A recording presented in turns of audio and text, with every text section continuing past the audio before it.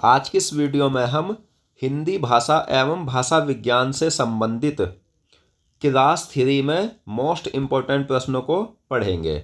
इससे पहले हम 2 क्लासों में 100 महत्वपूर्ण प्रश्नों को पढ़ चुके हैं, जो आप हमारे चैनल पर जाकर देख सकते हो। मैं आपको ये क्लास वाइज पढ़ा रहा हूँ, इसीलिए पढ़ा रहा हूँ ताकि आपका टॉपिक बिल्कुल अच्छे से क्लियर हो जाए। दोस्तों, कोई भी प्रश्न आपको इनसे बाहर एग्जाम में देखने को नहीं मिलेगा, जो भी टॉपिक मैं आपको पढ़ा दूंगा, क्योंकि मैं अपनी वीडियो में ज़्यादा से ज़्यादा प्रश्नों को ही पढ़ाता हूँ। तो आप हमसे जुड़ जाइए और हमारे चैनल को सब्सक्राइब कर लीजिए। तो चलिए शुरू करते हैं फर्स्ट क्वेश्चन से। हमारा जो पहला क्वेश्चन है वो ये है कि राष्ट्रीय अनुवाद मिशन कहाँ स्थित है।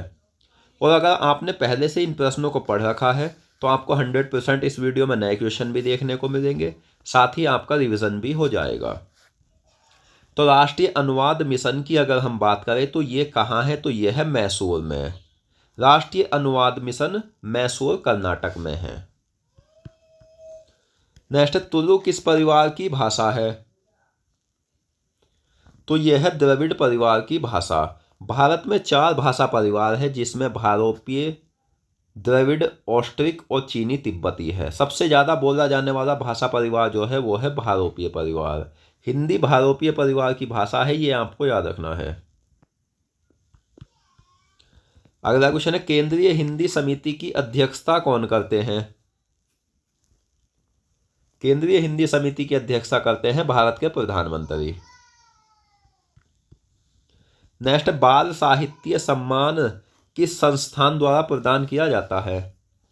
तो बाल साहित्य सम्मान जो प्रदान किया जाता है ये साहित्य अकादमी द्वारा प्रदान किया जाता है। नेक्स्ट, भाषा सम्मान किस संस्थान द्वारा प्रदान किया जाता है। तो भाषा सम्मान भी प्रदान किया जाता है साहित्य अकादमी के द्वारा। अगला क्वेश्चन, भारतवर्ष के लिए हिंदी भाषा का नाम सबसे पहले किसने सुझाया था। तो भारतवर्ष के लिए हिंदी भाषा का नाम सबसे पहले जो सुझाया था वो राजा राम मोहन राय ने सुझाया था। इनका जन्म 22 मई 1772 को बंगाल के हुगली जिले के राधानगर में हुआ था। लिपि की आवश्यकता कहाँ पड़ती है। तो लिपि की आवश्यकता पड़ती है भाषा को लिखने में। अगला क्वेश्चन है, देवनागरी लिपि का सबसे पहले प्रयोग किसके शिलालेख में हुआ था। तो देवनागरी लिपि का सबसे पहले प्रयोग गुजरात राज्य में हुआ था, और शिलालेख की अगर हम बात करें तो जयभट्ट के शिलालेख में हुआ था। वैज्ञानिक और तकनीकी शब्दावली आयोग भारत सरकार के किस मंत्रालय के तहत कार्यरत है। सही आंसर है शिक्षा मंत्रालय के। नेक्स्ट, किस अनुच्छेद में यह बताया गया है कि हिंदी का विकास करना भारत सरकार का दायित्व है। तो यह बताया गया है अनुच्छेद 351 में। असम में सर्वाधिक कौन सी बोली बोली जाती है। तो असम की अगर हम बात करें तो असम में सर्वाधिक बोली जाने वाली जो बोली है वो है असमिया। असमिया भाषा की उत्पत्ति किस अपभ्रंश से हुई है। तो असमिया भाषा की उत्पत्ति जो हुई है ये हुई है मागधी अपभ्रंश से।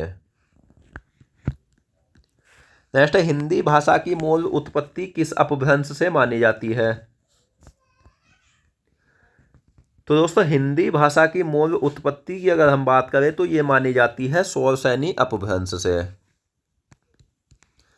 नेक्स्ट, हिंदी की जननी किसे कहा जाता है। यहां बात हुई है हिंदी की जननी की, तो हिंदी की जननी कहा जाता है अपभ्रंश को। हिंदी किस भाषा का शब्द है। तो हिंदी की अगर हम बात करें तो ये फारसी भाषा का शब्द है। सिंधु किस भाषा का शब्द है। तो सिंधु जो है ना ये संस्कृत भाषा का शब्द होता है। अगला क्वेश्चन, हिंदी शब्द का जन्म संस्कृत भाषा के किस शब्द से हुआ है। अगर हम संस्कृत भाषा से देखें तो संस्कृत भाषा से हुआ है सिंधु शब्द से। हिंदी शब्द का सबसे पहले प्रयोग किसने किया था। तो हिंदी शब्द का सबसे पहले प्रयोग किया था ईरानियों ने। हिंदी का पाणिनि किसे कहा जाता है?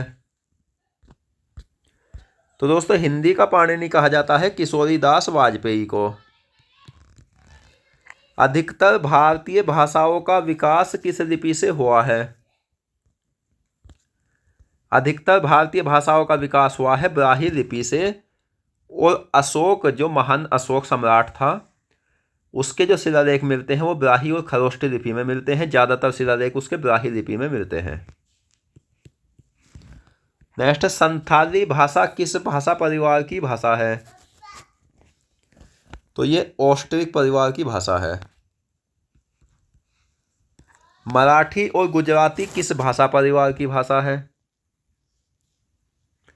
तो गुजरात की राजभाषा गुजराती है और मराठी जो बोली जाती है ये महाराष्ट्र में बोली जाती है।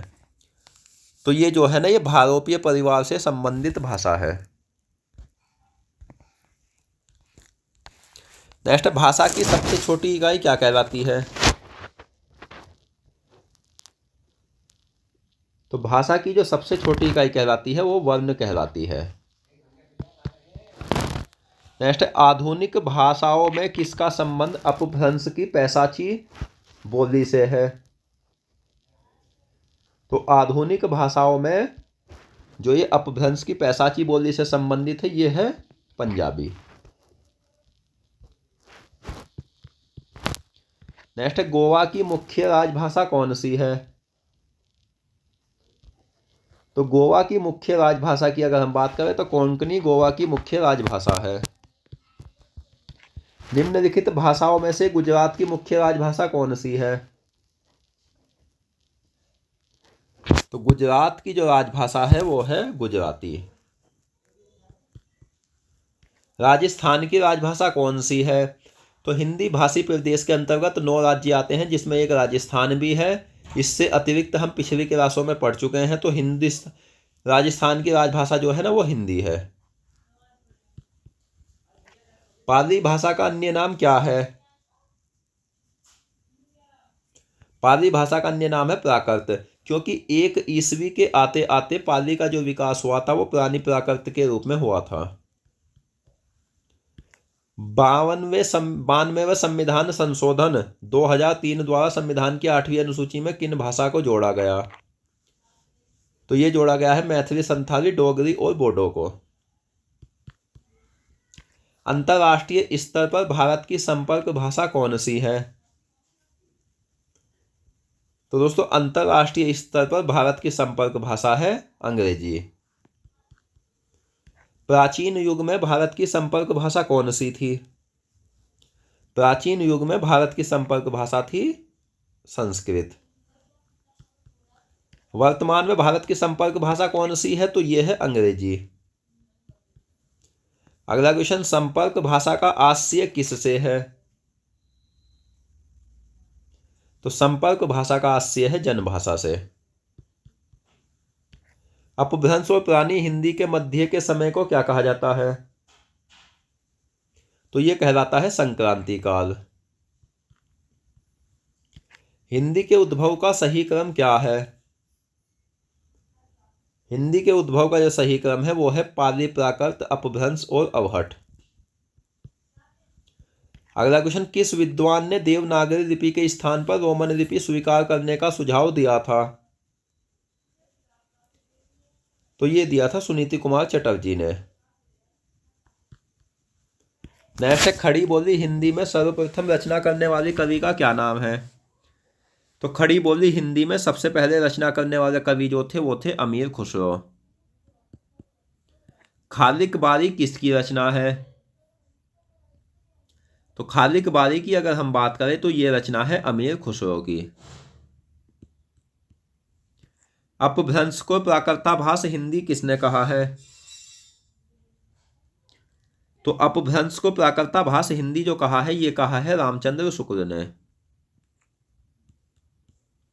अगला क्वेश्चन, तमिल, तेलुगु और मलयालम किस भाषा परिवार की भाषा है? तो तमिल, तेलुगु और मलयालम जो है ना ये द्रविड़ भाषा परिवार की भाषा है। हिंदुस्तानी भाषा का रूप क्या है? हिंदुस्तानी भाषा का रूप है हिंदी उर्दू मिश्रित। अंतर्राष्ट्रीय मातृभाषा दिवस कब मनाया जाता है? तो अंतर्राष्ट्रीय मातृभाषा दिवस मनाया जाता है 21 फरवरी को। नेक्स्ट, त्रिपुरा राज्य की राजभाषा क्या है? त्रिपुरा राज्य की राजभाषा है बांग्ला। केंद्रीय हिंदी निदेशालय का मुख्यालय कहाँ स्थित है? केंद्रीय हिंदी निदेशालय का मुख्यालय है नई दिल्ली में। इसकी स्थापना हुई थी 1960 में। नेक्स्ट, हिंदी शब्द का सर्वप्रथम प्रयोग किस भाषा की रचनाओं में मिलता है? तो ये मिलता है फारसी भाषाओं की रचनाओं में। मध्यकालीन भारतीय आर्य भाषा काल क्या है? 500 ईसा पूर्व से 1000 ईस्वी तक। भाषा की लघुत्तम सार्थक इकाई क्या है? तो यहां बात हुई है सबसे छोटी लेकिन सार्थक इकाई। तो भाषा की लघुत्तम सार्थक इकाई है शब्द। हिंदी भाषा को हिंदवी किसने कहा था? हिंदी भाषा को जो हिंदवी कहा गया था वो कहा गया था अमीर खुसरो के द्वारा। अवहट किन दो भाषाओं के बीच में आता है? तो अवहट भाषा जो आती है ये आती है अपभ्रंश और हिंदी के मध्य। नेक्स्ट, पाली किस भाषा परिवार की भाषा है? तो पाली जो है ये भारोपीय परिवार की भाषा है। तो आज की इस वीडियो में हमने हिंदी भाषा एवं भाषा विज्ञान से संबंधित महत्वपूर्ण 50 प्रश्नों का अध्ययन किया और मैं आशा करता हूँ ये प्रश्न आपको बहुत अच्छे से समझ आ गए होंगे। तो दोस्तों मिलते हैं नेक्स्ट वीडियो में। धन्यवाद।